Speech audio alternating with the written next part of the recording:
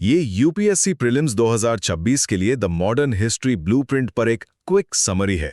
सोचिए, 1498 में Vasco D gamma के आने से लेकर 1947 की आज़ादी तक की पूरी मॉडर्न हिस्ट्री बिना किसी कंफ्यूजन के सिर्फ एक ही जगह पर समेट दी गई है, जो सच में आपकी प्रिपरेशन बदल सकती है। चलिए इसके 3 सबसे इंपॉर्टेंट टेकअवेज पर बात करते हैं। पहला, इसमें ईस्ट इंडिया कंपनी के उदय से लेकर सारे गवर्नर जनरल्स, इंपॉर्टेंट एक्ट्स, 1857 का विद्रोह, कांग्रेस सेशंस और गांधीवादी आंदोलनों को बहुत क्लियरली कवर किया गया है। अब आप शायद सोच रहे होंगे कि यार, क्या वाकई इतने विशाल सिलेबस को बिना कोई जरूरी डिटेल छोड़े एक जगह समेटा जा सकता है? बिल्कुल। और यही आता है हमारा दूसरा पॉइंट, इसके exam oriented to the point handwritten notes. देखिए, सिलेबस बहुत बड़ा है, लेकिन ये नोट्स आपको अलग अलग मोटी किताबों में उलझने से बचाते हैं, जिससे आपका टाइम बचता है और फोकस एकदम सटीक रहता है। और तीसरा, जो सबसे क्रूशल है, ये ब्लूप्रिंट आपको सिर्फ पढ़ाता नहीं है, बल्कि मुश्किल ऑप्शंस को एलिमिनेट करके सही जवाब तक पहुंचने का लॉजिक भी सिखाता है। ये लिटरली ऐसा है जैसे आपको सिर्फ मछली देना नहीं, बल्कि खुद मछली पकड़ना सिखाया जा रहा हो, ताकि जब एग्जाम में ट्रिकी सवाल आएं तो आप पैनिक ना करें और खुद सही जवाब ढूंढ सकें। इन शानदार नोट्स और सटीक एलिमिनेशन ट्रिक्स के साथ मॉडर्न हिस्ट्री पक्का आपकी यूपीएससी तैयारी का सबसे स्ट्रॉन्गेस्ट सब्जेक्ट बन जाएगा। स्वागत है। आज हमारे पास जो स्रोत हैं वे आधुनिक भारतीय इतिहास की नींव पर केंद्रित कुछ बहुत ही दिलचस्प स्टडी नोट्स हैं। और सवाल बहुत सीधा है, लेकिन इसका जवाब उतना ही कह सकते हैं कि जटिल है। सवाल ये है कि अंग्रेज भारत आए क्यों? यह सिर्फ किसी एक तारीख या एक घटना के बारे में नहीं है ना? नहीं, बिल्कुल नहीं। ये एक पूरी प्रक्रिया है, एक कहानी जो लगभग 200 साल तक धीरे धीरे सामने आई। और इन नोट्स का जो मकसद है वो ये समझना है कि कैसे एक व्यापारिक कंपनी, जिसका काम सिर्फ मुनाफा कमाना था, हाँ वही कंपनी दुनिया के सबसे अमीर देशों में से एक की शासक बन गई। हम इसमें 1757 मतलब प्लासी के युद्ध से लेकर 1947 तक के दौर को देखेंगे, जिसे इतिहास में आधुनिक काल भी कहा जाता है। तो चलिए इसे परत दर परत समझते हैं। सबसे पहले ये जानना बहुत जरूरी है कि अंग्रेजों के आने से पहले भारत कैसा था। क्या ये कोई पिछड़ा हुआ देश था जो मतलब खोजे जाने का इंतजार कर रहा था? ये एक बहुत ही महत्वपूर्ण सवाल है और स्रोत इस पर बिल्कुल साफ हैं। ये छवि पूरी तरह से गलत है। पूरी तरह से? जी हाँ। 17वीं और 18वीं सदी में भारत कोई पिछड़ा हुआ देश था ही नहीं। असल में ये दुनिया की सबसे बड़ी अर्थव्यवस्थाओं में से एक था। अच्छा, मतलब कितना बड़ा? कुछ अनुमान तो ये भी कहते हैं कि उस समय दुनिया की कुल जीडीपी का लगभग 25% हिस्सा भारत का था। 25%? ये तो आज के अमेरिका जैसा आर्थिक दबदबा हुआ। बिल्कुल। तो वो कोई सभ्यता या विकास लेकर नहीं आ रहे थे। वे एक ऐसी जगह आ रहे थे जो पहले से ही व्यापार और उत्पादन का एक कह सकते हैं कि वैश्विक केंद्र थी। जैसे कि भारत के मसाले, काली मिर्च, लौंग, ये सब यूरोप में सोने के भाव बिकते थे। यहाँ का सूती कपड़ा, मलमल, छींट अपनी क्वालिटी के लिए दुनिया भर में मशहूर था। सूरत, मसूलीपट्टनम और कालीकट जैसे बंदरगाह अंतर्राष्ट्रीय व्यापार के बड़े हब थे। तो हम एक बेहद उन्नत और समृद्ध अर्थव्यवस्था की बात कर रहे हैं। ठीक है, तो यहाँ एक विरोधाभास जैसा लगता है।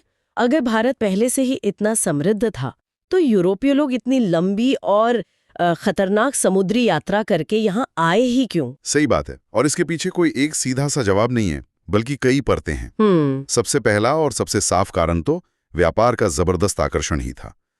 भारतीय सामान, जैसा हमने कहा, यूरोप में विलासिता की वस्तुएं थी। मतलब इन्हें बेचकर बहुत ज्यादा मुनाफा कमाया जा सकता था? बहुत ज्यादा, 100 गुना, 200 गुना तक। ये एक तरह का लिक्विड गोल्ड था। तो ये एक तरह से खजाना खोजने जैसा था, लेकिन ये खजाना जमीन में नहीं बल्कि भारत के बाजारों में था। बिल्कुल। दूसरा बड़ा कारण था पारंपरिक व्यापार मार्गों पर बढ़ता संकट। सिल्क रूट की बात हो रही है? जी। सदियों से व्यापार जमीन के रास्ते यानी सिल्क रूट से होता था, लेकिन 15वीं सदी के बाद ऑटोमन साम्राज्य का इन रास्तों पर कब्जा हो गया, जिससे व्यापार महंगा और असुरक्षित हो गया होगा। हाँ, बहुत ज्यादा। इसलिए पुर्तगाल और स्पेन जैसे देशों ने समुद्री रास्ते खोजने की होड़ शुरू कर दी, ताकि वो बिचौलियों को हटाकर सीधे भारत के माल तक पहुंच सकें।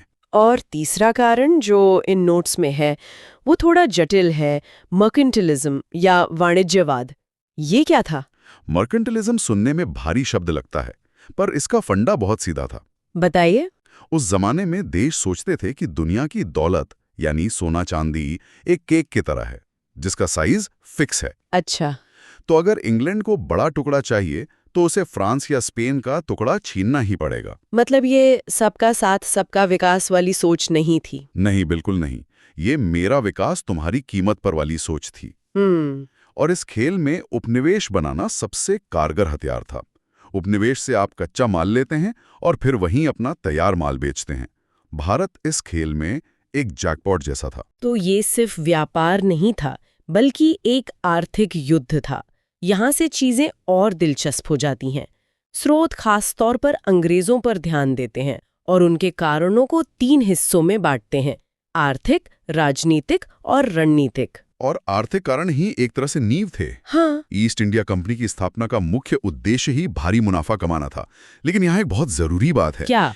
ये कंपनी जिसकी स्थापना 1600 में हुई, उसे महारानी एलिजाबेथ प्रथम से एक रॉयल चार्टर मिला था, एक शाही फरमान। और इस चार्टर की खासियत क्या थी? ये सिर्फ एक लाइसेंस नहीं था।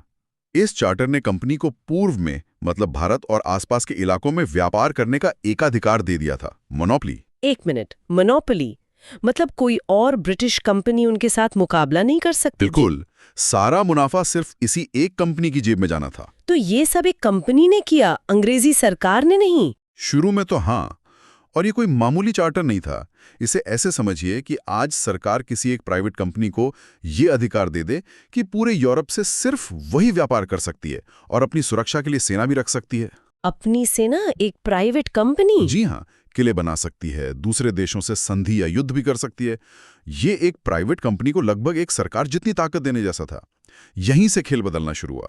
ये तो आज के जमाने में अविश्वसनीय लगता है। तो ये तो हुआ आर्थिक कारण, लेकिन फिर राजनीतिक कारण कैसे सामने आए? इसका जवाब उस समय भारत की स्थिति में छिपा है। मुगल साम्राज्य? हाँ, जब 17वीं सदी में अंग्रेज यहाँ जमना शुरू हुए, तब मुगल साम्राज्य अपनी बुलंदी पर था। वो सिर्फ व्यापारी थे।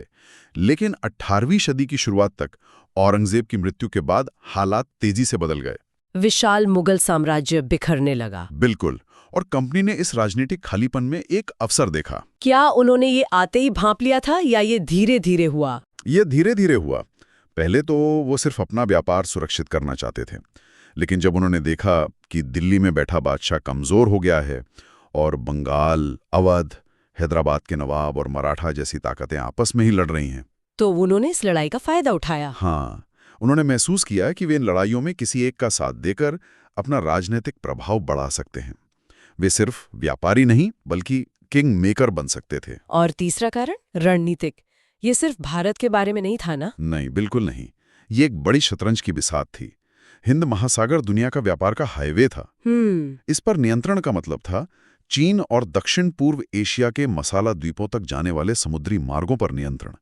जो भी इस रास्ते को नियंत्रित करता, वो पूरे एशिया के व्यापार को नियंत्रित कर सकता था। और अंग्रेजों के पास इसके लिए एक इक्का था, उनकी नौसेना। सही कहा। रॉयल नेवी उस समय दुनिया की सबसे ताकतवर नौसेना बन रही थी। इस ताकत ने उन्हें हिंद महासागर में एक जबरदस्त बढ़त दी।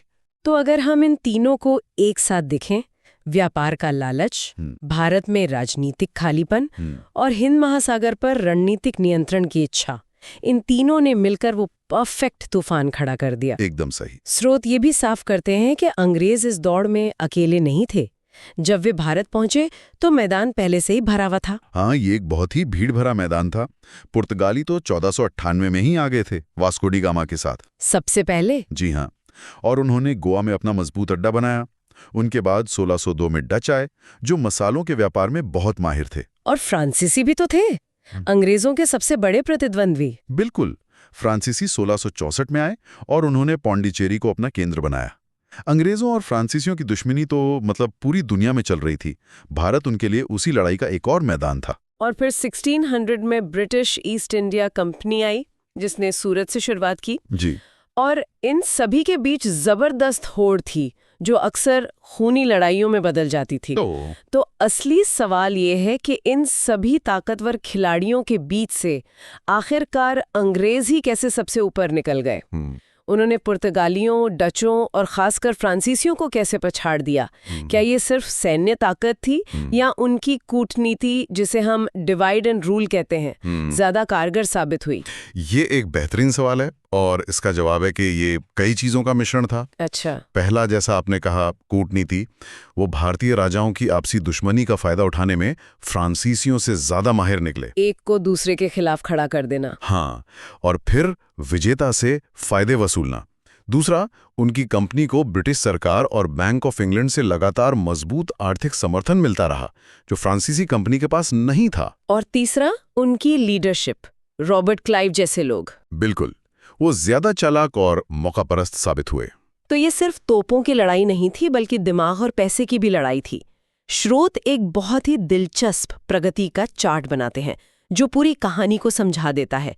व्यापार, फैक्ट्री, किला, शासन, ये उनकी पूरी रणनीति का सार है। चलिए इसे थोड़ा और समझते हैं। उन्होंने शुरुआत की व्यापारियों के रूप में, फिर उन्होंने अपना माल सुरक्षित रखने के लिए तटीय इलाकों में फैक्ट्री स्थापित की। ये आज वाली फैक्ट्रियां तो नहीं थी। नहीं, ये बड़े बड़े गोदाम, दफ्तर और रहने की जगह हुआ करती थी। और यहीं से चीजें बदलनी शुरू हुई।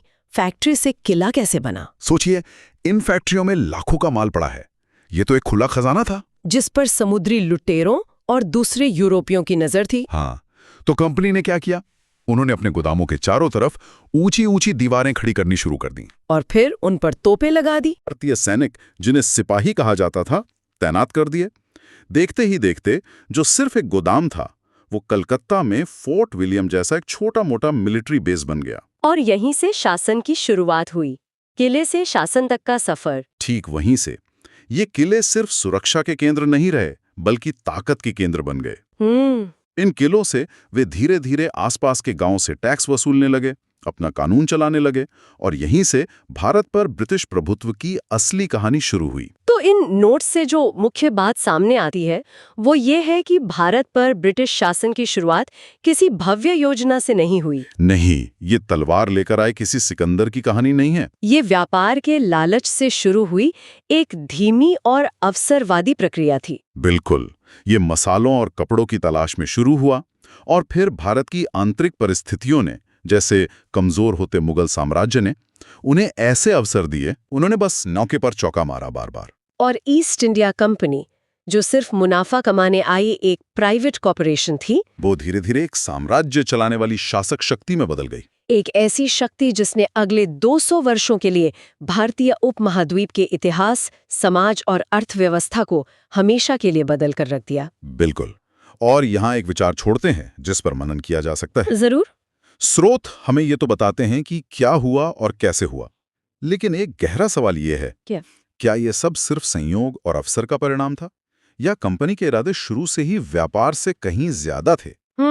ये दिलचस्प सवाल है। क्या उन्होंने भारत आकर धीरे धीरे महसूस किया कि वो यहाँ शासन कर सकते हैं, या ये महत्वाकांक्षा हमेशा से उनकी सोच में सतह के नीचे छिपी हुई थी, जो बस सही मौके का इंतजार कर रही थी? ये इतिहास की उन बड़ी बहसों में से एक है जो इसे आज भी इतना आकर्षक और प्रासंगिक बनाती है। तो आज हमारे सामने यूपीएससी की तैयारी के लिए बनाए गए कुछ नोट्स हैं। विषय है भारत में पुर्तगाली। हाँ, और ये कोई मतलब साधारण नोट्स नहीं है। ऐसा लगता है किसी टॉपर ने बड़ी मेहनत से तैयार किया है इन्हें। बिल्कुल, इसमें हेडलाइंस हैं, फ्लो चार्ट हैं, छोटे छोटे चित्र भी हैं जो एक नज़र में पूरी कहानी बताने की कोशिश करते हैं। हाँ, और ये जानकारी को पचाने का एक बहुत ही दिलचस्प तरीका है। इससे हमें सिर्फ तथ्य नहीं पता चलते, बल्कि ये भी समझ आता है कि एक सीखने वाला व्यक्ति किस चीज को सबसे जरूरी मानता है। सही बात है। जैसे कुछ टॉपिक्स पर 3 या 4 स्टार लगे हैं। मतलब साफ है कि वह परीक्षा के लिए बहुत जरूरी है। इन नोट्स की खूबी इनकी संक्षिप्तता है, लेकिन हमारा काम आज इसी संक्षिप्तता के पीछे छिपी गहरी कहानियों को निकालना है। बिल्कुल। तो चलिए इन नोट्स की परतों को खोलते हैं और देखते हैं कि भारत में पहले यूरोपियन शक्ति की कहानी असल में है क्या। हमारा मिशन है इन छोटे छोटे नोट्स के पीछे छिपे पूरे इतिहास को समझना, उनके आने से लेकर उनके योगदान तक, और ये भी कि वो कौन सी गलतियां थीं जिनसे वे इतिहास में हाशिए पर चले गए। चलिए शुरू करते हैं। तो नोट्स की शुरुआत सीधे मुद्दे पर होती है, पुर्तगालियों का भारत में आगमन। हाँ, यहाँ साफ साफ लिखा है 1498 वास्को डे गामा कालीकट यानी आज का कोझिकोड पहुंचा और शासक थे कालीकट के जमोरिन। और एक छोटा सा नक्शा भी है। हाँ, एक छोटा सा नक्शा है जो यूरोप से केप ऑफ गुड होप होते हुए कालीकट तक का समुद्री रास्ता दिखाता है। अब ये देखने में एक सीधी सादी घटना लगती है, पर इसका असर बहुत गहरा था। ये सिर्फ एक जहाज का पहुंचना नहीं था, ये दुनिया के सत्ता के केंद्र का मतलब बदलना था। अच्छा। इसे ऐसे समझिए कि सदियों से यूरोप और एशिया के बीच मसालों का जो व्यापार था वो जमीनी रास्तों से होता था। हाँ, जिस पर अरब और वेनिस के व्यापारियों का कंट्रोल था। बिल्कुल, उनका एकाधिकार था। वास्को डी गामा का समुद्री मार्ग से भारत पहुंचना उस एकाधिकार पर सीधा हमला था। पहली बार यूरोप की एक समुद्री शक्ति ने हिंद महासागर में सदियों से चले आ रहे व्यापारिक नेटवर्क को सीधे चुनौती दी। तो ये एक तरह का भू राजनीतिक भूकंप था। हाँ, एक ऐसा भूकंप जिसकी तरंगें अगले 450 सालों तक महसूस की गई। यानी ये सिर्फ एक नया रास्ता नहीं था, ये एक नई विश्व व्यवस्था की शुरुआत थी। बिल्कुल। यहीं से कहानी वाकई में दिलचस्प हो जाती है। अब आते हैं उनके मकसद पर। नोट्स में 4 मुख्य उद्देश्य बताए गए हैं। जी। मसालों का व्यापार, समुद्री व्यापार पर नियंत्रण, ईसाई धर्म का प्रसार और एकाधिकार स्थापित करना। इसमें व्यापार और धर्म दोनों शामिल हैं। हाँ, तो क्या उस समय इन दोनों को अलग-अलग देखना संभव था, या हर यूरोपीय शक्ति इसी सोच के साथ आ रही थी? बहुत अच्छा सवाल है। उस दौर में खासकर पुर्तगाल और स्पेन के लिए व्यापार और धर्म एक ही सिक्के के 2 पहलू थे। अच्छा। मसालों का व्यापार, खासकर काली मिर्च, वो उस समय यूरोप में सोने जैसा कीमती था और इस पर एकाधिकार करने के लिए हिंद महासागर के समुद्री मार्गों पर सैन्य नियंत्रण जरूरी था। और धर्म? और इस पूरे अभियान को एक धार्मिक जोश से भी बल मिला। वो मानते थे कि वे ईसाई धर्म का प्रसार कर रहे हैं और इस्लाम के बढ़ते प्रभाव को रोक रहे हैं। हाँ। तो ये सिर्फ एक व्यापारिक मिशन नहीं था। ये एक सैन्य, साम्राज्यवादी और धार्मिक मिशन था। हाँ, और ये तीनों एक दूसरे में पूरी तरह से गुथे हुए थे। चलिए अब उस हिस्से पर आते हैं जिस पर 4 सितारे लगे हैं, यानी ये सबसे महत्वपूर्ण है। महत्वपूर्ण पुर्तगाली गवर्नर। हाँ, ये बहुत जरूरी है। इसमें 2 नाम सबसे ऊपर हैं। पहला फ्रांसिस्को डी अल्मेडा, जो भारत में पहला पुर्तगाली गवर्नर था, और उसकी नीति को नोट्स में ब्लू वाटर पॉलिसी कहा गया है। हाँ, ब्लू वाटर पॉलिसी या शांत जल की नीति। ये अल्मीडा की दूरदर्शिता भी थी और हाँ, एक तरह से मजबूरी भी। मजबूरी कैसे? देखिए, पुर्तगाल एक बहुत छोटा देश था। उसके पास भारत में मुगलों या विजयनगर साम्राज्य जैसी बड़ी जमीनी सेना बनाए रखने की न तो आबादी थी, न ही पैसा। तो जमीन पर लड़ना उनके लिए मुश्किल था। बहुत मुश्किल। तो अल्मेडा ने कहा, हम जमीन पर नहीं लड़ सकते, लेकिन समुद्र में हमें कोई नहीं हरा सकता। उसकी नीति थी कि जमीन पर कब्जा करने में संसाधन बर्बाद करने के बजाय अपनी पूरी ताकत हिंद महासागर पर नौसैनिक वर्चस्व स्थापित करने में लगाओ। यानी समुद्र का राजा बनो। बिल्कुल। उसका मानना था कि जो भी हिंद महासागर का स्वामी होगा, वही भारत के व्यापार का भी स्वामी होगा। ये अपनी कमजोरी को ही अपनी सबसे बड़ी ताकत बनाने की रणनीति थी। लेकिन क्या ये पॉलिसी लंबे समय तक चल सकती थी? मतलब बिना जमीन पर मजबूत पकड़ के सिर्फ समुद्र के दम पर कोई साम्राज्य कैसे टिक सकता है? ये थोड़ा अव्यावहारिक नहीं लगता? बिल्कुल। और यही बात अगले गवर्नर ने समझी। आपकी शंका बिल्कुल सही है, और इसी वजह से अल्मेडा के बाद जो गवर्नर आया, उसने इस नीति को पूरी तरह बदल दिया। और वो दूसरा नाम है अल्फांसो डी अल्ब्यूकर्क, जिस पर 3 सितारे लगे हैं। हाँ, एल्ब्यूकर्क। नोट्स में उसे भारत में पुर्तगाली साम्राज्य का वास्तविक संस्थापक कहा गया है। और ये सही भी है। मुझे जो बात सबसे दिलचस्प लगी वो ये है कि उसने सिर्फ जमीन नहीं जीती, बल्कि 1510 में गोवा पर कब्जा करने के बाद एक समाज बनाने की भी कोशिश की। जैसे पुर्तगाली पुरुषों को स्थानीय महिलाओं से शादी करने के लिए प्रोत्साहित करना। ये एक बहुत ही दूर की सोच थी। हाँ, और यहीं पर अल्मेडा और अल्बुकर्क के बीच का बुनियादी मतभेद दिखता है। अल्मेडा एक नौसेनापति की तरह सोचता था, एक एडमिरल की तरह। हाँ, जबकि अल्बुकर्क एक साम्राज्य निर्माता की तरह। अल्बुकर्क समझ गया था कि सिर्फ नौसेना से काम नहीं चलेगा। एक स्थायी साम्राज्य के लिए जमीन पर कब्जा और एक वफादार आबादी जरूरी है। और इसीलिए उसने गोवा को अपना केंद्र बनाया। बिल्कुल। गोवा उसका रणनीतिक और व्यापारी केंद्र बना। और अंतर्विवाह की नीति के पीछे सोच ये थी कि इससे एक ऐसी मिश्रित आबादी तैयार होगी जो पुर्तगाली क्राउन के प्रति वफादार हो। उसने कुछ सामाजिक सुधार भी किए, जैसे सती प्रथा पर रोक। हाँ, हालांकि उसका मुख्य उद्देश्य स्थानीय समर्थन हासिल करना ही था।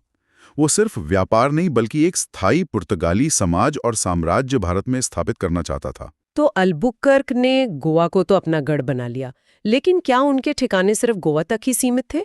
नोट्स में कई और केंद्रों की सूची है। हाँ, दमन, दीव, बसीन, कोचीन, ये सभी तटीय इलाके हैं। हाँ, और ये उनकी रणनीति को साफ दिखाता है। उनका सारा ध्यान समुद्र और तटीय व्यापार पर था। वे भारत के अंदरूनी हिस्सों में कभी ज्यादा नहीं घुसे। और इस तटीय साम्राज्य को चलाने के लिए उन्होंने कोई प्रशासनिक व्यवस्था भी बनाई होगी। बनाई थी। एक बहुत ही दिलचस्प और कह सकते हैं क्रूर व्यवस्था, जिसका जिक्र नोट्स में है, कार्टाज सिस्टम। कार्टर सिस्टम, ये सुनने में किसी परमिट या लाइसेंस जैसा लगता है। ये ठीक वैसा ही था, लेकिन जबरदस्ती वसूला जाने वाला। अच्छा। ये एक तरह का नौसैनिक परमिट था। अगर किसी भी भारतीय या अरब जहाज को हिंद महासागर में व्यापार करना होता था, तो उसे पुर्तगालियों को एक तय रकम देकर ये कार्टाज खरीदना पड़ता था। और इस कार्टाज में कुछ शर्तें भी होती थी। हाँ, उसमें यह भी लिखा होता था कि जहाज कौन सा सामान नहीं ले जा सकता, जैसे काली मिर्च या हथियार, क्योंकि उन पर पुर्तगालियों का एकाधिकार था। और अगर कोई बिना कार्टाज के पकड़ा गया तो उसे या तो डुबो दिया जाता था या उसका सारा माल जब्त कर लिया जाता था। इतना सख्त? हाँ, यहाँ तक कि शक्तिशाली मुगल बादशाह अकबर के जहाज़ों को भी मक्का की तीर्थ यात्रा के लिए ये कार्टाज लेना पड़ता था। क्या बात है। एक बार तो गुजरात के एक बहुत बड़े व्यापारी का जहाज बिना कार्टाज के पकड़ा गया। पुर्तगालियों ने सिर्फ उसका माल ही नहीं जब्त किया, बल्कि जहाज को डुबो दिया ताकि सबको एक संदेश जाए। इस तरह की घटनाओं ने समुद्रों में उनकी दहशत कायम कर दी थी। ये तो उनकी समुद्री दादागिरी का प्रतीक था। बिल्कुल। ये तो जबरदस्त नियंत्रण था। अब अगले विषय पर आते हैं, जो उनकी नीति का एक और पहलू दिखाता है, धार्मिक नीति। इसमें सेंट फ्रांसिस जेवियर जैसे जेसुइट मिशनरियों के जरिए ईसाई धर्म के प्रसार और गोवा में धर्म अधिकरण की स्थापना का जिक्र है। ये इंक्विजिशन क्या था? ये उनकी नीति का एक बहुत ही स्याह और क्रूर पहलू था।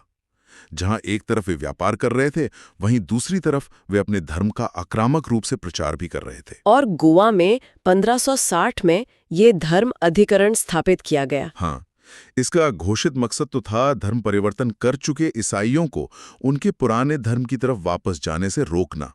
लेकिन असल में ये असहमति की हर आवाज को कुचलने का एक जरिया बन गया। इसके तहत सजाएं भी दी जाती थी। बहुत कठोर सजाएं, लोगों को जिंदा तक जला दिया जाता था। ये इतिहास का एक अजीब विरोधाभास है। जो लोग अपने धर्म का प्रसार करने आए थे, उनकी सबसे बड़ी विफलता का कारण ही उनकी धार्मिक कट्टरता बनी। बिल्कुल।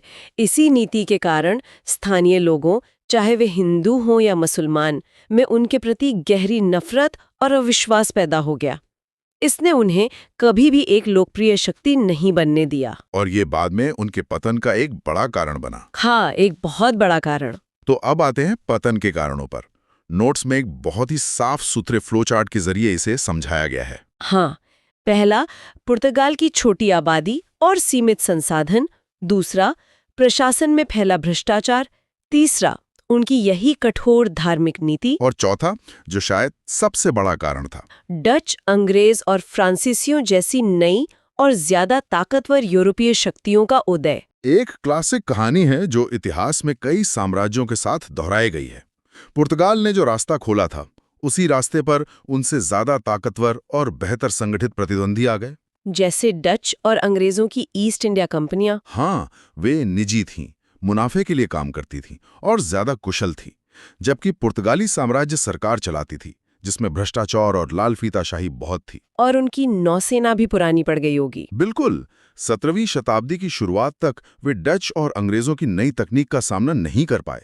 1622 में हॉर्मूज का उनके हाथ से निकलना एक बड़ा झटका था, और धीरे धीरे वे अपने ज्यादातर ठिकाने खोते चले गए। लेकिन कहानी सिर्फ पतन पर खत्म नहीं होती, और यहीं पर नोट्स का आखिरी हिस्सा बहुत दिलचस्प हो जाता है, उनका योगदान। हाँ, उनकी विरासत। और ये सूची काफी हैरान करने वाली है।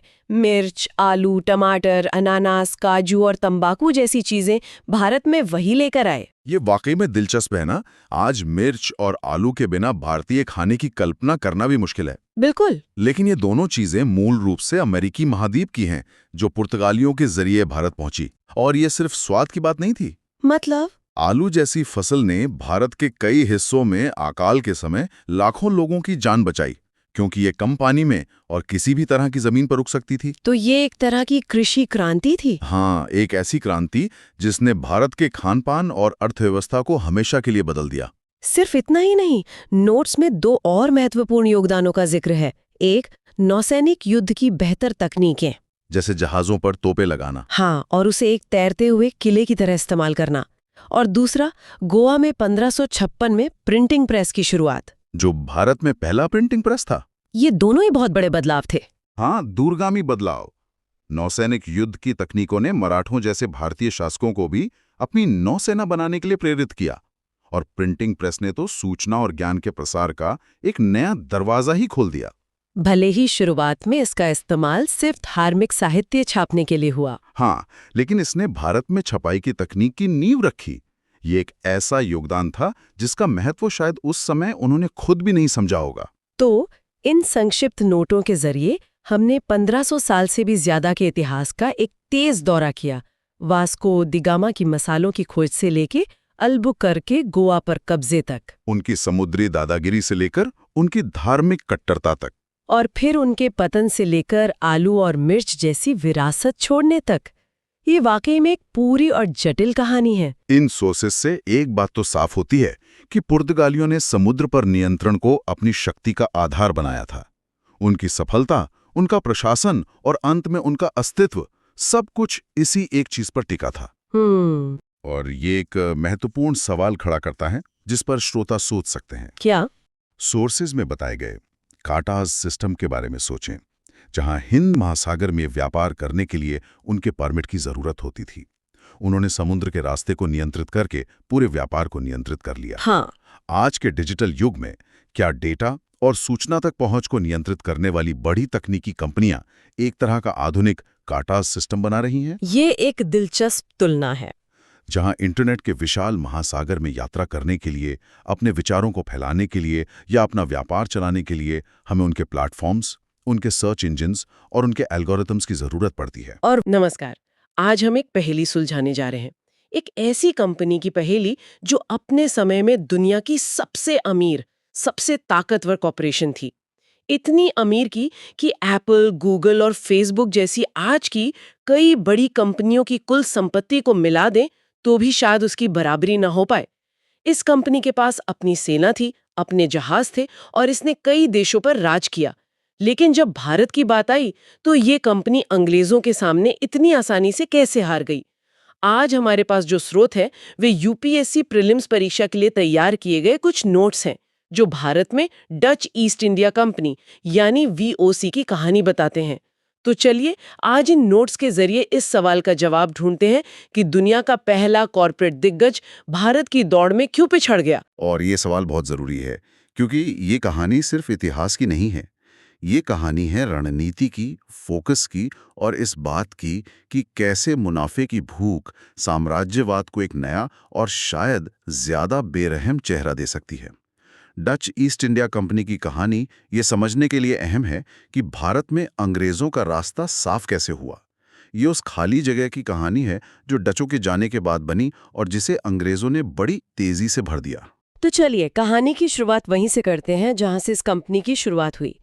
नोट्स बताते हैं कि 1602 में यूनाइटेड ईस्ट इंडिया कंपनी यानी वीओसी की स्थापना हुई और इसमें सबसे पहली और सबसे चौंकाने वाली बात यह है कि ये दुनिया की पहली जॉइंट स्टॉक कंपनी थी। ये सुनने में तो एक साधारण सा बिजनेस टर्म लगता है, लेकिन उस जमाने के हिसाब से ये कितना बड़ा बदलाव था। ये सिर्फ बदलाव नहीं था, ये क्रांति थी। सोचिए, उससे पहले तक लंबी समुद्री यात्राएं, खोज या व्यापार ये सब राजाओं या रानियों के प्रोजेक्ट हुआ करते थे। उनकी मर्जी, उनका पैसा, उनका जोखिम। लेकिन वीओसी ने इस पूरे मॉडल को ही बदल दिया। जॉइंट स्टॉक का मतलब था कि यह कंपनी किसी एक व्यक्ति या सरकार की नहीं थी, बल्कि हजारों आम निवेशकों के पैसे से चल रही थी। अच्छा, मतलब कोई भी इसमें पैसा लगा सकता था? हाँ, एक अमीर व्यापारी से लेकर एक आम दुकानदार तक कोई भी इसमें शेयर खरीदकर कंपनी का हिस्सेदार बन सकता था। इसने कंपनी को असीमित पैसा दिया, जो किसी भी राजा के खजाने से कहीं ज्यादा था, और साथ ही इसने जोखिम को हजारों लोगों में बांट दिया। तो इसका मतलब ये हुआ कि ये सिर्फ एक कंपनी नहीं थी, ये एक तरह की कॉर्पोरेट सरकार थी जिसके पास अपनी सेना और नौसेना थी और जिसका एकमात्र मकसद था अपने शेयर धारकों के लिए ज्यादा से ज्यादा मुनाफा कमाना। ये तो आधुनिक कॉर्पोरेट लालच का 17वीं सदी का संस्करण लगता है। यानों को पहले से कहीं ज्यादा पैसा दिया, लेकिन साथ ही उन्हें ज्यादा निर्दयी और सिर्फ मुनाफे पर केंद्रित बना दिया। उनका लक्ष्य साफ था, इंडोनेशिया के मसाला व्यापार पर पुर्तगालियों का एकाधिकार तोड़कर अपना एकाधिकार स्थापित करना। और इसी मिशन के साथ वे भारत पहुंचे। और भारत पहुंचकर उन्होंने अपने अड्डे बनाने शुरू किए। नोट्स के मुताबिक उनकी पहली फैक्ट्री 1605 में मछलीपट्टनम में खुली, लेकिन उनकी राजधानी पुलिकट में थी। इसके अलावा कोचिन, चिंसुरा, नागापट्टिनम जैसी कई और जगहें भी थीं। ये नाम तो इतिहास की किताबों में आते हैं, लेकिन उन्होंने इन्हीं जगहों को क्यों चुना? क्या इसमें कोई गहरी व्यापारिक रणनीति थी? बिल्कुल, ये कोई इत्तेफाक नहीं था। हर एक लोकेशन एक सोची समझी रणनीति का हिस्सा थी। मछलीपट्टनम और पुलिकट कोरोमंडल तट पर थे, जो उस समय दुनिया के सबसे बेहतरीन सूती कपड़ों के लिए मशहूर था। उचीन मालाबार तट पर था, जो काली मिर्च और दूसरे मसालों का गढ़ था।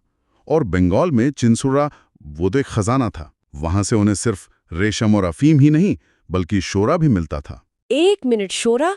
ये इतना जरूरी क्यों था? शोरा यानी सॉल्ट पीटर उस जमाने में बारूद बनाने के लिए सबसे जरूरी चीज थी। तो डच यहां से सिर्फ कपड़ा नहीं, बल्कि यूरोप की लड़ाइयों का ईंधन भी भेज रहे थे। ये सिर्फ व्यापार नहीं था, ये जियोपॉलिटिक्स थी। हर एक फैक्ट्री एक बड़ी वैश्विक सप्लाई चेन का हिस्सा थी। और पुलिकट को राजधानी बनाना दिखाता है कि उनका शुरुआती ध्यान कपड़ा व्यापार पर था, जिसका इस्तेमाल वे एक और बड़े खेल के लिए कर रहे थे। एक और बड़ा खेल? मतलब भारत का व्यापार ही उनका अंतिम लक्ष्य नहीं था? नहीं, यही उनकी सबसे चतुर व्यापारिक रणनीति थी। उनका असली खजाना था इंडोनेशिया के मसाला द्वीप, जहां लौंग, जायफल जैसी चीजें उगती थीं, जो सोने के भाव बिकती थीं। लेकिन इंडोनेशिया के लोगों को यूरोपीय सामान नहीं चाहिए था, उन्हें चाहिए था भारत का कपड़ा। अच्छा। तो डचों ने एक शानदार बिजनेस मॉडल बनाया। वो भारत से कपड़ा खरीदते, उस कपड़े को ले जाकर इंडोनेशिया में मसालों से बदलते और फिर उन मसालों को यूरोप में बेचकर जबरदस्त मुनाफा कमाते। ये एक त्रिकोणीय व्यापार था, जिसमें भारत एक बहुत बड़े मैन्युफैक्चरिंग हब की भूमिका निभा रहा था। कमाल है। मतलब ये आज के मेक इन इंडिया का 17वीं सदी का वर्जन लगता है। बस फायदा उनका था, लेकिन इतना बड़ा मुनाफा हो और कंपटीशन ना हो, ये तो मुमकिन नहीं था, है ना? डच इस खेल में अकेले नहीं थे। हिंद महासागर उस वक्त शार्क टैंक जैसा था, और वहां पहले से एक बड़ी शार्क मौजूद थी, पुर्तगाली। उनसे कैसे निपटे ये? हाँ, पुर्तगाली 100 साल से हिंद महासागर पर राज कर रहे थे, लेकिन अब वे एक बूढ़े शेर की तरह हो गए थे। उनकी तकनीक पुरानी पड़ रही थी और डच वे भूखे और युवा थे। नोट्स में 2 शब्द इसका जवाब देते हैं: बेहतर नौसैनिक शक्ति। बेहतर नौसैनिक शक्ति? जी। डचों के जहाज, जिन्हें फ्लूइड कहा जाता था, वो पुर्तगाली जहाज़ों से हल्के, तेज और ज्यादा माल ढोने वाले थे। उन पर ज्यादा तोपें होती थीं और उनकी समुद्री युद्ध की रणनीति कहीं बेहतर थी। उन्होंने एक एक करके पुर्तगालियों के किलों पर हमला किया। 1641 में मलक्का, 1658 में सीलोन यानी श्रीलंका और मालाबार तट के कई पुर्तगाली ठिकानों पर कब्जा कर लिया। ये एक तरह का कॉर्पोरेट टेकओवर था, जो युद्ध के मैदान में लड़ा गया। तो पुर्तगालियों को तो उन्होंने रास्ते से हटा दिया, लेकिन फिर मैदान में आया असली चैलेंजर, अंग्रेज। और यहीं पर आकर इन नोट्स में एक जगह पर 5 स्टार लगे हुए, जिससे लगता है कि ये बहुत ही जरूरी घटना है। 1759 की बेदारा की लड़ाई। ऐसा लगता है इस एक लड़ाई ने कहानी का रुख ही मोड़ दिया। ये सिर्फ मोड़ नहीं था, ये कहानी का अंत था, कम से कम भारत में डच महत्वाकांक्षाओं का। ये एक निर्णायक मोड़ था। इसे समझने के लिए हमें थोड़ा पीछे जाना होगा। 1757 में अंग्रेज प्लासी की लड़ाई जीत चुके थे और बंगाल पर उनका नियंत्रण बढ़ता जा रहा था। बंगाल के नवाब मीर जाफर अंग्रेजों से परेशान थे और उन्होंने चुपके से डचों से मदद मांगी। डचों को ये एक सुनहरा मौका लगा कि वे अंग्रेजों को बंगाल से बाहर निकालकर खुद अपनी ताकत स्थापित कर लें। तो उन्होंने मौके का फायदा उठाने की कोशिश की। हाँ, उन्होंने इंडोनेशिया से 7 जहाजों का एक बड़ा बेड़ा भेजा, लेकिन अंग्रेजों का जासूसी नेटवर्क कमाल का था। रॉबर्ट क्लाइव को इसकी भनक लग गई। जब डच जहाज हुगली नदी में घुसे तो अंग्रेजों ने उन पर हमला कर दिया। और सिर्फ नदी में ही नहीं, जमीन पर भी बेडारा नाम की जगह पर दोनों सेनाओं में भयंकर युद्ध हुआ। नतीजा डचों के लिए विनाशकारी था। उनकी जमीनी और समुद्री दोनों ताकतें कुचल दी गई। एक मिनट, मतलब 150 साल का दबदबा, इतनी मेहनत, इतनी लड़ाइयाँ, सब कुछ सिर्फ एक लड़ाई में खत्म हो गया। ये तो किसी फिल्म के क्लाइमैक्स जैसा लगता है। ऐसा क्या हुआ उस एक दिन में कि सब कुछ बदल गया? बिल्कुल, इस हार ने भारत में डच राजनीतिक महत्वाकांक्षा को समाप्त कर दिया, जैसा कि नोट्स में साफ लिखा है। इस एक हार ने तय कर दिया कि भारत में अब सबसे प्रमुख यूरोपीय शक्ति कौन होगी। डच एक व्यापारिक शक्ति के तौर पर तो बने रहे, लेकिन उनकी सैन्य और राजनीतिक कमर हमेशा के लिए टूट चुकी थी। ये एक नॉकआउट पंच था, जिससे वे भारत में फिर कभी उठ नहीं पाए। तो अब हम वापस अपनी उसी पहेली पर आते हैं। दुनिया की सबसे शक्तिशाली कंपनी, जिसने पुर्तगालियों जैसे साम्राज्य को धूल चटा दी, वो भारत से क्यों सिमट गई? बेदारा की लड़ाई तो एक तात्कालिक कारण थी, लेकिन इसके पीछे जरूर कुछ गहरे कारण होंगे। नोट्स में कुछ वजहें दी गई हैं और पहली वजह लगती है कि उनका ध्यान कहीं और था। हाँ, और यही सबसे बड़ी वजह थी। इसे ऐसे समझिए कि डच ईस्ट इंडिया कंपनी एक बहुत बड़ा साम्राज्य चला रही थी और उस साम्राज्य का क्राउन जोएल यानी सबसे कीमती हीरा भारत नहीं था बल्कि इंडोनेशिया था। उनका मुख्यालय, उनका सबसे ज्यादा मुनाफा, सब कुछ जावा, सुमात्रा और मसाला द्वीपों से आता था। भारत उनके लिए एक बहुत जरूरी डिपार्टमेंट स्टोर जैसा था, लेकिन हेड ऑफिस हमेशा इंडोनेशिया में ही रहा। उनका दिल और दिमाग कभी पूरी तरह से भारत में लगा ही नहीं। और शायद इसीलिए उन्होंने भारत में उतनी सैन्य शक्ति नहीं लगाई जितनी अंग्रेजों ने लगाई। ये दूसरा कारण लगता है, ब्रिटिश सैन्य शक्ति का उदय। बिल्कुल। दोनों कंपनियों की सोच में एक बुनियादी फर्क था जो नोट्स में बहुत अच्छे से बताया गया है। डचों का उद्देश्य व्यापार केंद्रित था, ना कि क्षेत्रीय। वे मुनाफा कमाने आए थे, साम्राज्य बनाने नहीं। जबकि ब्रिटिश ईस्ट इंडिया कंपनी ने धीरे धीरे अपनी रणनीति बदल दी। उन्होंने समझा कि भारत में लंबे समय तक टिकना है तो सिर्फ व्यापार से काम नहीं चलेगा। जमीन पर कब्जा करना होगा, यहाँ की राजनीति में दखल देना होगा। उन्होंने एक बड़ी स्थानीय सेना बनाई, भारतीय शासकों से संधियां की और लड़ाइयां लड़ी। वो एक कंपनी से एक सरकार बन गए। डच ये बदलाव नहीं कर पाए या करना नहीं चाहते थे। नोट्स में एक और दिलचस्प बिंदु है, आंतरिक भ्रष्टाचार। क्या ये भी एक बड़ा कारण था? हाँ, ये एक दीमक की तरह था जो दुनिया की सबसे अमीर कंपनी को अंदर से खा रहा था। वीओसी इतनी बड़ी और फैली हुई कंपनी थी कि उस पर नियंत्रण रखना मुश्किल था। नोट्स इशारा करते हैं कि कंपनी के बड़े बड़े अधिकारी और कर्मचारी निजी व्यापार में लगे हुए थे। वे कंपनी के जहाज़ों पर कंपनी का झंडा लगाकर अपना माल बेचते थे, जिससे कंपनी को सीधा नुकसान होता था। जब कर्मचारी ही कंपनी को लूटने लगे तो बाहर के दुश्मनों से लड़ना और भी मुश्किल हो जाता है। तो इन तीनों कारणों ने मिलकर इंडोनेशिया पर ज्यादा ध्यान, अंग्रेजों की बदलती रणनीति और बढ़ती ताकत और अंदरूनी भ्रष्टाचार, भारत में डच शक्ति के पतन की कहानी लिखी। तो आज हमने इस पहेली को सुलझाया। हमने एक व्यापारिक दिग्गज के उदय की कहानी देखी जिसने वैश्विक पूंजीवाद की नींव रखी।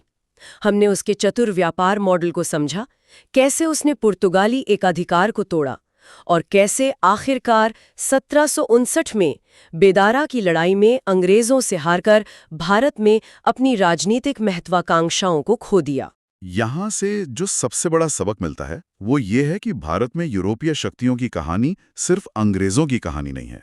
डच एक जबरदस्त ताकत थे, लेकिन इंडोनेशिया के मसाला व्यापार पर उनका अत्यधिक ध्यान और भारत को प्राथमिकता न देना अंततः उनके प्रतिद्वंदियों के लिए दरवाजा खुला छोड़ गया। उनकी कहानी इस बात का एक सटीक उदाहरण है कि रणनीति और फोकस कितने मायने रखते हैं। अगर आपका ध्यान बटा हुआ है तो कोई और जो आपसे ज्यादा केंद्रित है आकर बाजी मार ले जाएगा। और भारत में अंग्रेजों ने ठीक यही किया। ये एक जरूरी सवाल भी खड़ा करता है जिस पर सोचा जा सकता है। जैसा कि हमने चर्चा की, वीओसी दुनिया की पहली जॉइंट स्टॉक कंपनी थी जो शेयर धारकों के मुनाफे के लिए काम करती थी। तो इस नए कॉर्पोरेट मॉडल ने, जो किसी राजा की शान या धर्म के प्रचार के लिए नहीं बल्कि सिर्फ और सिर्फ मुनाफे के लिए चलाया जा रहा था, साम्राज्यवाद और वैश्विक विस्तार के तरीके को कैसे बदल दिया? क्या इसने साम्राज्यवाद को पहले से ज्यादा कुशल लेकिन साथ ही ज्यादा अमानवीय और शोषणकारी बना दिया? आज हम इतिहास के एक ऐसे पन्ने को पलट रहे हैं जो सच कहूं तो किसी भी थ्रिलर से कम नहीं है। हम बात कर रहे हैं ब्रिटिश ईस्ट इंडिया कंपनी की। मेरे दिमाग में हमेशा ये सवाल आता है कि ये हुआ कैसे लंदन में बैठे कुछ व्यापारियों ने एक कॉर्पोरेशन बनाई और दुनिया के सबसे अमीर देशों में से एक भारत पर कब्जा कर लिया। हमारे पास आज यूपीएससी की तैयारी के लिए बनाए गए कुछ बहुत ही सटीक और काम के नोट्स हैं जो 1600 से लेकर 1858 तक के इस पूरे सफर को समेटते हैं। तो आज हमारा मिशन है इन नोट्स की मदद से ये समझना कि एक ट्रेडिंग कंपनी एक रूलिंग पावर में कैसे तब्दील हो गई। और ये कहानी वाकई कमाल की है। ये सिर्फ व्यापार की कहानी नहीं है, बल्कि धीरे धीरे कदम दर कदम व्यापार से सियासत और फिर सल्तनत तक पहुंचने की कहानी है। कंपनी के संस्थापकों को मर्चेंट एडवेंचरर्स यानी व्यापारी साहसी कहा जाता था, और शायद उनके नाम में ही उनकी महत्वाकांक्षा छिपी थी। वो सिर्फ मसाले और कपड़े का व्यापार करने नहीं आए थे, वो एक बड़ा दांव खेलने आए थे। ये नोट्स हमें इस 250 साल के इतिहास के उन अहम मोड़ों को समझने में मदद करेंगे जहां छोटे-छोटे फैसलों ने हिंदुस्तान का मुस्तकबिल बदल दिया। तो चलिए इस कहानी की तह तक चलते हैं। इसकी शुरुआत होती है 31 दिसंबर 1600 को, साल का बिल्कुल आखिरी दिन। महारानी एलिजाबेथ प्रथम एक कागज पर दस्तखत करती हैं, जिसे रॉयल चार्टर कहा गया।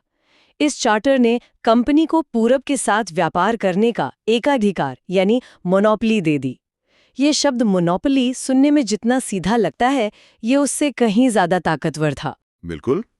मोनोपोली का मतलब था कि इंग्लैंड की कोई और कंपनी आकर ईस्ट इंडिया कंपनी से मुकाबला कर ही नहीं सकती थी। ये एक तरह का शाही प्रोटेक्शन था। सोचिए, आपको एक रेस में दौड़ने के लिए कहा जाए, लेकिन आपके अलावा किसी और को दौड़ने की इजाजत ही ना हो, तो जीत तो पक्की है। आप ही जीतेंगे।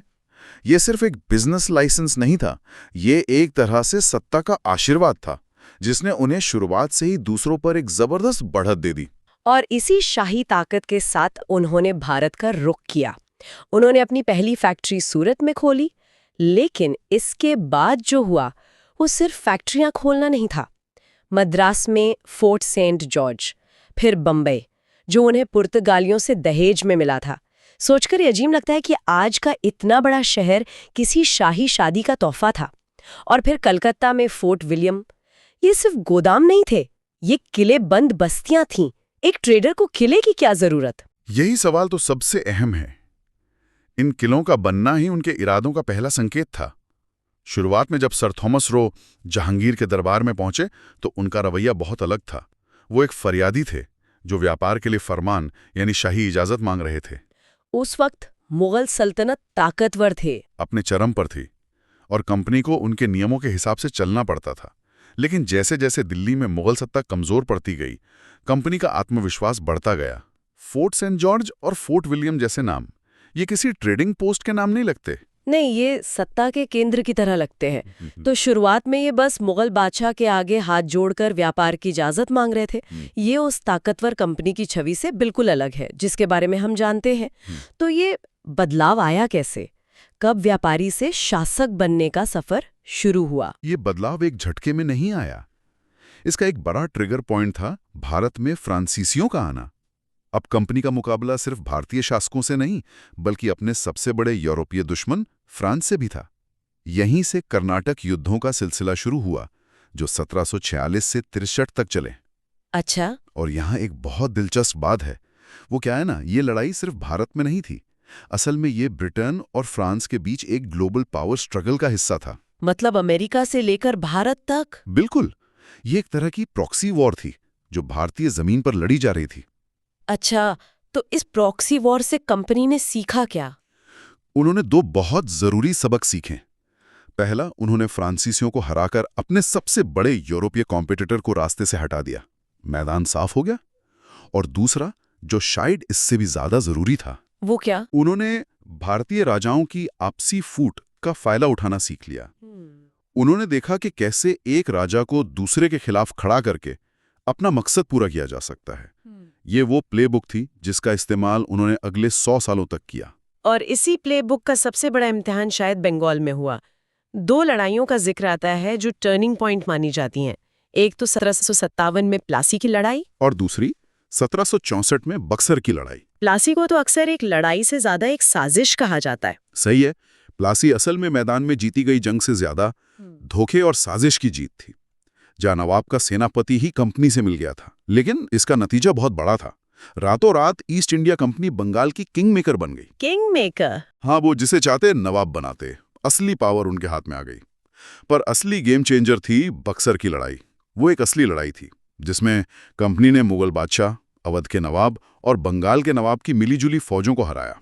इस जीत के बाद उन्हें वो मिला जिसने सब कुछ बदल दिया, दीवानी के अधिकार। दीवानी? इसका मतलब था टैक्स वसूलने का अधिकार। ये इतना बड़ा बदलाव क्यों था? सोचिए, दीवानी का मतलब था कि अब कंपनी को ब्रिटेन से सोना चांदी लाने की जरूरत ही नहीं थी भारत से सामान खरीदने के लिए। अच्छा। वो बंगाल, बिहार और उड़ीसा के लोगों से टैक्स वसूलते, उसी पैसे से यहीं का माल खरीदते और उसे जहाजों में भरकर ब्रिटेन भेज देते और वहां बेचकर मुनाफा कमाते। ये एक परफेक्ट सर्कुलर इकोनॉमी थी। बस फायदा सिर्फ एक तरफ था, यहीं से भारत को आर्थिक रूप से खोखला करने की प्रक्रिया शुरू हुई, जिसे बाद में ड्रेन ऑफ वेल्थ कहा गया। मतलब वो भारत के ही पैसे से भारत पर अपना नियंत्रण मजबूत कर रहे थे। बिल्कुल। कमाल है। तो बंगाल पर तो कब्जा हो गया, पर पूरा हिंदुस्तान बहुत बड़ा था। वो कौन सी रणनीतियां थी जिनसे कंपनी इतनी तेजी से फैल गई? 2 बड़ी ही चालाक नीतियों का जिक्र है, लॉर्ड वेलेस्ली की सहायक संधि और लॉर्ड डलहौजी की व्यापगत का सिद्धांत। ये सुनने में जितने सीधे लगते हैं उतने थे नहीं, है ना? ये सीधे तो बिल्कुल नहीं थे। ये राजनीतिक शतरंज की बहुत शातिर चालें थीं। सहायक संधि को आप एक तरह का मीठा जहर समझ सकते हैं। मीठा जहर? हाँ, कंपनी किसी भारतीय राजा के पास जाकर कहती, आप पर पड़ोसी राजा हमला कर सकता है, हम आपको अपनी सेना से सुरक्षा देंगे। बदले में राजा को अपनी खुद की सेना भंग करनी पड़ती, अपने दरबार में एक ब्रिटिश अफसर रखना पड़ता और कंपनी की सेना के रख रखाव का सारा खर्चा भी उठाना पड़ता। बिल्कुल।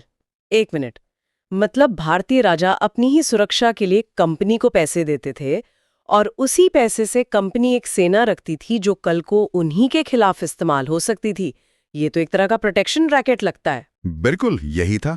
धीरे धीरे वो राजा बाहरी दुनिया से कट जाता था। वो कोई भी फैसला ब्रिटिश अफसर से पूछे बिना नहीं ले सकता था, और अगर वो सेना का खर्चा देने में नाकाम होता तो कंपनी उसके राज्य का एक हिस्सा हड़प लेती थी। तो देखते ही देखते वो अपनी आजादी पूरी तरह खोकर बस एक कठपुतली बन के रह जाता था। हैदराबाद, अवध, मैसूर, कई बड़ी रियासतें इसी जाल में फंसी। और व्यापक का सिद्धांत या डॉक्ट्रिन ऑफ लैप्स, वो इससे कैसे अलग था? वो तो सीधे सीधे साम्राज्य हड़पने का एक बहाना था। लॉर्ड डलहौजी की नीति कहती थी कि अगर किसी राजा का अपना कोई बेटा नहीं है, यानी कोई स्वाभाविक पुरुष उत्तराधिकारी नहीं है, तो वो गोद लिए हुए बेटे को अपना राज्य नहीं सौंप सकता। उस राजा की मौत के बाद उसका राज्य सीधा कंपनी के राज में मिला लिया जाएगा। अच्छा। सतारा, झांसी, नागपुर, हाँ, कई राज्य इसी नीति के तहत हड़प लिए गए। इसने भारतीय शासकों के मन में बहुत गुस्सा और असुरक्षा भर दी। तो अब कंपनी के पास एक बहुत बड़ा इलाका था। सवाल यह है कि वो इसे चला कैसे रहे थे? एक ट्रेडिंग कंपनी के कर्मचारी अचानक से शासक कैसे बन गए? रॉबर्ट क्लाइव की द्वैध शासन यानी ड्यूअल गवर्नमेंट प्रणाली का जिक्र आता है। ये क्या था? द्वैध शासन क्लाइव की सबसे चालाक और सबसे विनाशकारी व्यवस्थाओं में से एक थी। उसने बंगाल में एक ऐसा सिस्टम बनाया जहां प्रशासन की जिम्मेदारी यानी कानून व्यवस्था, सड़कें, न्याय, ये सब नवाब की जिम्मे था। ठीक है। लेकिन पैसा वसूलने का काम यानी दीवानी और असली फौजी ताकत वो कंपनी के पास थी। नतीजा, पावर विदाउट रिस्पॉन्सिबिलिटी। मतलब ताकत कंपनी के पास थी, लेकिन जनता के प्रति कोई जवाबदेही नहीं थी। और नवाब के पास जिम्मेदारी थी, पर उसे निभाने के लिए न पैसा था न ताकत। इस सिस्टम ने बंगाल में भयानक लूट और अराजकता फैलाई। इसी लूट और भ्रष्टाचार की वजह से शायद ब्रिटिश संसद को दखल देना पड़ा होगा। कंपनी के ऑफिसर, जिन्हें नवाब कहा जाने लगा था, यहाँ से बेशुमार दौलत कमाकर जब ब्रिटेन लौटते थे तो वहाँ के समाज में भी हलचल मच जाती थी। 1773 का रेगुलेटिंग एक्ट और 1784 का पिट्स इंडिया एक्ट इसी का नतीजा थे। बिल्कुल। ब्रिटिश सरकार को एहसास हो गया था कि ये कंपनी अब उनके कंट्रोल से बाहर हो रही है। ये एक व्यापारी कंपनी नहीं, बल्कि एक देश की तरह बर्ताव कर रही थी, अपनी विदेश नीति बना रही थी, जंग लड़ रही थी। तो ये एक्ट्स एक तरह से लगाम कसने की कोशिश थे। हाँ, कंपनी पर ब्रिटिश संसद का नियंत्रण स्थापित करने की ये पहली कोशिश थी। इसी दौरान एक और बड़ा बदलाव हुआ। बंगाल के गवर्नर जनरल का पद नाम बदलकर भारत का गवर्नर जनरल कर दिया गया। ये सिर्फ नाम का बदलाव नहीं था, ये सोच का बदलाव था। अब वो एक अखिल भारतीय साम्राज्य की शक्ल में सोच रहे थे। सही कहा। और आर्थिक मोर्चे पर पैसा निकालने के लिए उन्होंने पूरे देश में अलग अलग सिस्टम बनाए। बंगाल में स्थायी बंदोबस्त, दक्षिण में रैयतवाड़ी और उत्तर पश्चिम में महालवाड़ी। इन सब का मकसद क्या एक ही था? मकसद एक ही था, कंपनी के लिए ज्यादा से ज्यादा और एक तयशुदा लगान हासिल करना। तरीके अलग अलग थे। स्थायी बंदोबस्त में जमींदारों को जमीन का मालिक बना दिया गया और लगान फिक्स कर दिया। रैयतवाड़ी में कंपनी सीधे किसानों से लगान लेती थी। और महालवाड़ी में पूरे गांव को एक यूनिट मानकर लगान तय किया जाता था। लेकिन इन सभी सिस्टम का नतीजा किसानों के लिए भयानक था। लगान की दरें बहुत ऊंची थी और उन्हें चुकाने के तरीके बहुत बेरहम थे, जिससे भारतीय कृषि की कमर टूट गई। तो ये शोषण, ये विस्तार, ये राजनीतिक दांवपेच, इस कहानी का अंत भी तो होना ही था। कंपनी का पतन कैसे हुआ? क्या ये अपने ही बोझ तले दब गई? आप कह सकती हैं, भ्रष्टाचार और कुशासन तो था ही, लेकिन असली वजह बना 1857 का विद्रोह। ये कोई एक दिन में हुई घटना नहीं थी, ये पिछले 100 सालों से जमा हो रहे गुस्से का एक भयानक विस्फोट था। जिसमें सब शामिल थे। हाँ, इसमें वो राजा थे जिनकी रियासतें छीन ली गई थीं, वो किसान थे जो लगान के बोझ तले दबे थे, वो सिपाही थे जिनकी धार्मिक भावनाओं को ठेस पहुंचाई गई थी। आर्थिक, राजनीतिक, सामाजिक, धार्मिक हर तरह का असंतोष इसमें शामिल था। और इस विद्रोह ने ब्रिटिश सरकार को हिलाकर रख दिया। इसमें ब्रिटिश हुकूमत को ये साफ कर दिया कि एक मुनाफा कमाने वाली कंपनी के भरोसे इतने बड़े और जटिल देश को नहीं छोड़ा जा सकता। 1857 के विद्रोह ने साबित कर दिया कि कंपनी का शासन फेल हो चुका है। और इसके बाद ब्रिटिश संसद ने फौरन हरकत में आकर भारत सरकार अधिनियम 1858 पास किया। और इसी के साथ कंपनी राज का अंत हो गया। महारानी विक्टोरिया की घोषणा हुई और भारत का शासन सीधे ब्रिटिश क्राउन यानी ब्रिटेन की सरकार के हाथों में चला गया। मर्चेंट एडवेंचरर्स की 250 साल पुरानी कहानी खत्म हुई और ब्रिटिश राज की एक नई और शायद ज्यादा सीधी कहानी शुरू हुई। तो ये थी कहानी 1600 में कुछ व्यापारी साहसी लोगों की एक कंपनी से शुरू होकर एक विशाल साम्राज्य तक, जिसे अंततः 1858 में खुद ब्रिटिश सरकार ने अपने हाथों में ले लिया। हमने देखा कि कैसे कर्नाटक युद्ध, प्लासी और बक्सर की लड़ाइयाँ और सहायक संधि जैसी शातिर नीतियाँ इस सफर के वो मोड़ थे जहाँ से कंपनी ने कभी पीछे मुड़कर नहीं देखा। बिल्कुल, जैसा कि नोट से पता चलता है, ये 250 सालों के एक बहुत जटिल इतिहास को समझने का एक फ्रेमवर्क है। ये हमें उन कारणों और उनके परिणामों की एक चेन दिखाता है जो भारत के आधुनिक इतिहास को समझने के लिए बेहद जरूरी हैं। ये हमें दिखाता है कि कैसे व्यापारिक लालच धीरे धीरे राजनीतिक महत्वाकांक्षा में बदल गया और आखिर में इसने एक पूरे उपमहाद्वीप को अपनी गिरफ्त में ले लिया। इन स्रोतों को देखकर एक सवाल मन में बार बार आता है, जो शायद सोचने के लिए सबसे जरूरी है। ईस्ट इंडिया कंपनी ने ठीक किस पल में सिर्फ एक कंपनी होने से आगे बढ़कर एक साम्राज्य का रूप ले लिया था? क्या वो पल बक्सर की लड़ाई के बाद दीवानी मिलने का था, जब उन्होंने पहली बार राज करने की असली ताकत को चखा? या ये महत्वाकांक्षा उस दिन से ही उनके अंदर थी, जब उन्होंने सूरत में अपनी पहली फैक्ट्री के चारों ओर दीवारें खड़ी करना शुरू किया था और मद्रास में अपना पहला किला बनाया था? ये एक ऐसा सवाल है जिसका जवाब शायद इतिहास की किताबों में नहीं, बल्कि इरादों में छुपा है। आज हम इतिहास के एक ऐसे पन्ने को पलटने वाले हैं जो बहुत ही दिलचस्प है और जिसके बारे में हम शायद उतना नहीं सोचते। सोचिए, अगर भारत में अंग्रेजी की जगह फ्रेंच एक बड़ी भाषा होती, अगर दिल्ली की जगह पौंडीचेरी सत्ता का केंद्र होता। ये सुनने में अजीब लग सकता है, लेकिन एक वक्त था जब ये शायद हकीकत बन सकता था। आज हमारे पास जो नोट्स हैं वो हमें उसी दौर में ले जाते हैं, भारत में फ्रांसीसियों की कहानी। ये नोट्स प्रतियोगी परीक्षाओं के लिए बने हैं, तो इनमें तारीखें और नाम एकदम सटीक हैं। ये करीब 100 साल 1664 से 1763 तक के उस दौर को कवर करते हैं जब भारत की किस्मत का फैसला हो रहा था। और हमारा मिशन आज ये समझना है कि एक मजबूत शुरुआत के बावजूद फ्रांसीसी भारत में साम्राज्य बनाने की इस रेस में अंग्रेजों से हार क्यों गए। और ये कहानी सिर्फ हार जीत की नहीं है, ये दो अलग अलग ताकतों, दो अलग अलग सोच और दो अलग अलग तरीकों की टक्कर की कहानी है। एक तरफ से फ्रांसीसी, जिनके पीछे उनकी सरकार का पूरा हाथ था, और दूसरी तरफ थे अंग्रेज, जो एक प्राइवेट कंपनी के तौर पर आए थे। आज हम इसी पहेली की परतों को खोलेंगे और देखेंगे कि वो कौन से मोड़ थे जहां फ्रांसीसियों से चूक हो गई। चलिए फिर शुरू से शुरू करते हैं। फ्रांसीसी भारत आए कैसे? कहानी का पहला अध्याय क्या है? तो कहानी शुरू होती है 1664 में यूरोप में। उस वक्त फ्रांस के राजा थे लुई 14वें, जिन्हें सन किंग भी कहा जाता है। उनके एक बहुत काबिल मंत्री थे कोलबर्ट। उन्होंने ही फ्रांसीसी ईस्ट इंडिया कंपनी की नींव रखी। मकसद था पूरब के देशों, खासकर भारत के साथ व्यापार करना और मुनाफा कमाना। अच्छा, लेकिन आपने कहा कि इसके पीछे सरकार का हाथ था। ये ब्रिटिश ईस्ट इंडिया कंपनी से अलग कैसे था? यहीं पर इस कहानी का सबसे बड़ा पेंच है। देखिए, ब्रिटिश ईस्ट इंडिया कंपनी व्यापारियों के एक ग्रुप ने बनाई थी। वो एक प्राइवेट लिमिटेड कंपनी की तरह थी, लेकिन फ्रांसीसी कंपनी पूरी तरह से एक सरकारी विभाग जैसी थी। सारा पैसा, सारे बड़े फैसले सब राजा और उनके मंत्री लेते थे। एक मिनट, ये तो सुनने में एक बहुत बड़ी ताकत लगती है। मतलब आपके पीछे एक पूरे देश की सरकार खड़ी है, पैसे की कोई कमी नहीं, सेना का सपोर्ट है। ये तो एक बहुत बड़ा फायदा होना चाहिए था। नुकसान कैसे बन गया? बिल्कुल सही सवाल है। कागज पर तो ये एक बहुत बड़ा फायदा ही दिखता है, लेकिन असल में ये एक तरह का बोझ बन गया। आप सोचिए, एक तरफ है एक सरकारी दफ्तर जहां हर फाइल को मंजूरी के लिए ऊपर तक भेजना पड़ता है, जहां अफसर अपनी कुर्सी बचाने की सोचते हैं और नीतियां पेरिस में बैठे उन लोगों के मूड पर निर्भर करती हैं जिन्हें भारत के बारे में शायद कुछ पता भी ना हो। और दूसरी तरफ थी ब्रिटिश कंपनी, जो एक भूखे शिकारी की तरह थी। उसका सिर्फ एक मकसद था, मुनाफा। वो फैसले तेजी से लेती थी, जमीनी हकीकत के हिसाब से अपनी रणनीति बदल लेती थी और उसे लंदन से हर छोटी बात के लिए इजाजत नहीं लेनी पड़ती थी। तो ये दो कंपनियों की लड़ाई नहीं थी? नहीं, ये एक सुस्त ब्यूरोक्रेटिक हाथी और एक फुर्तीले चालाक तेंदुए की लड़ाई थी। ये फर्क आगे चलकर बहुत बड़ा साबित हुआ। ये तो बहुत दिलचस्प नजरिया है। तो इस सरकारी कंपनी ने भारत में अपने पैर कहाँ जमाए? उनके मुख्य अड्डे कौन से थे? उन्होंने अपनी सबसे पहली फैक्ट्री सूरत में लगाई, लेकिन उनका असली हेडक्वार्टर्स बना पौंडीचेरी, है ना? हाँ, पौंडीचेरी, जिसे आज हम पुडुचेरी कहते हैं। पौंडीचेरी उनकी गतिविधियों का केंद्र था।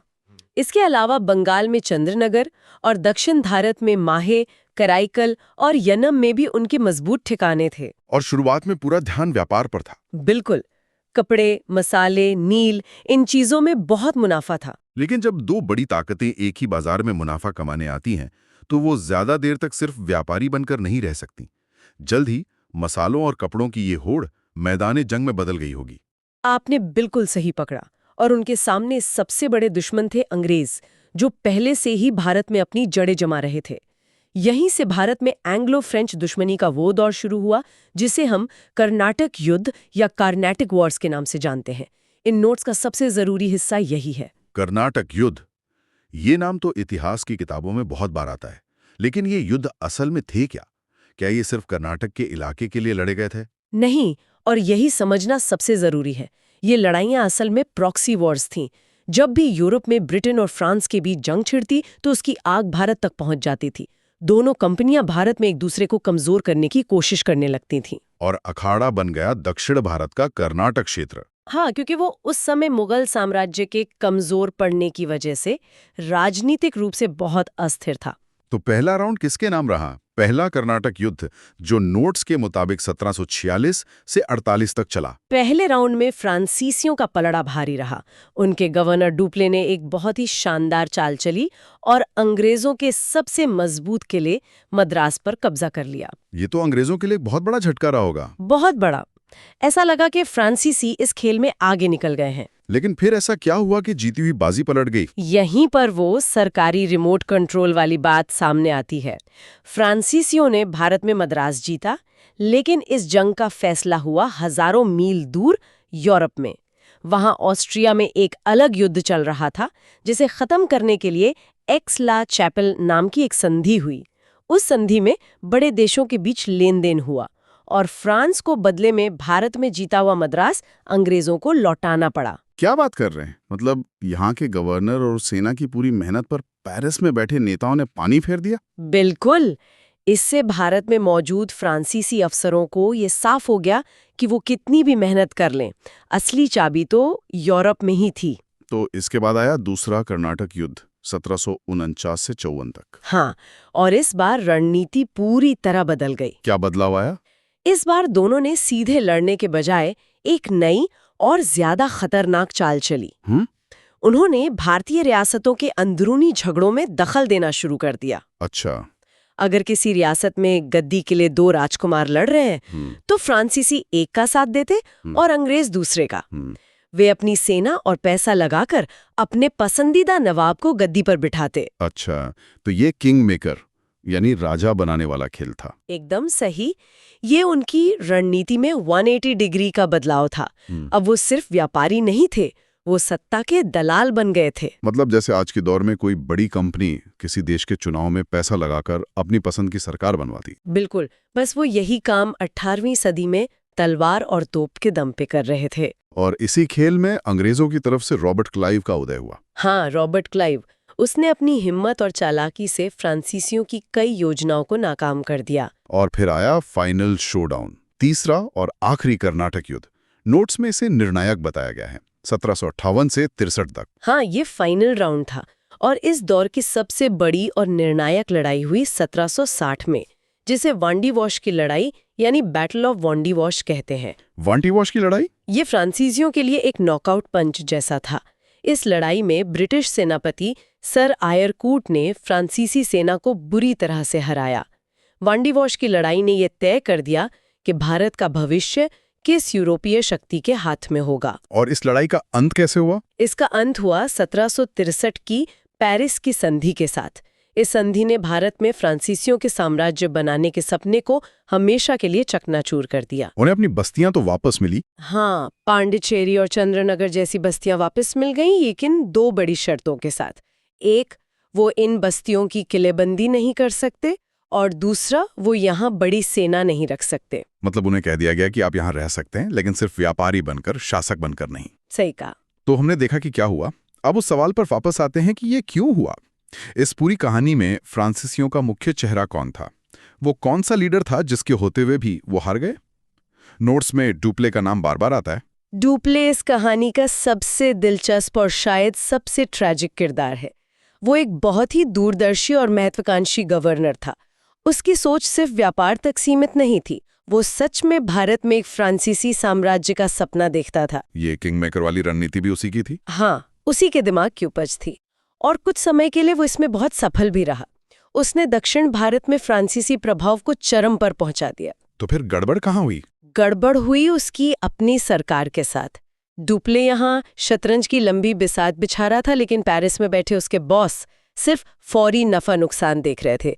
उन्हें डुप्ले के युद्धों में बहुत ज्यादा पैसा खर्च होता दिख रहा था, लेकिन भविष्य का साम्राज्य नहीं। और फिर?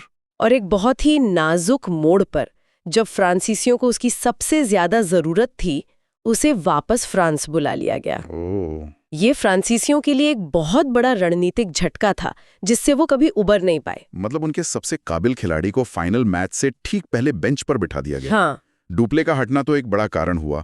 नोट्स में और क्या वजह बताई गई उनकी हार की? सबसे पहली और शायद सबसे बड़ी वजह थी उनकी नेवी यानी समुद्री ताकत का कमजोर होना। उस जमाने में जब लड़ाई हजारों मील दूर लड़ी जा रही हो, तो समुद्र पर जिसका कब्जा होता, जीत उसी की होती थी। और ब्रिटिश रॉयल नेवी तो उस वक्त दुनिया की सबसे ताकतवर नौसेना थी। बिल्कुल। वो जब चाहे यूरोप से भारत तक अपने जहाजों से सेना, पैसा और रसद पहुंचा सकते थे। फ्रांसीसी इस मामले में बहुत पीछे थे। और दूसरा कारण तो हम पहले डिस्कस कर चुके हैं, उनकी कंपनी का सरकारी होना। हाँ, वही हाथी और तेंदुए वाली बात।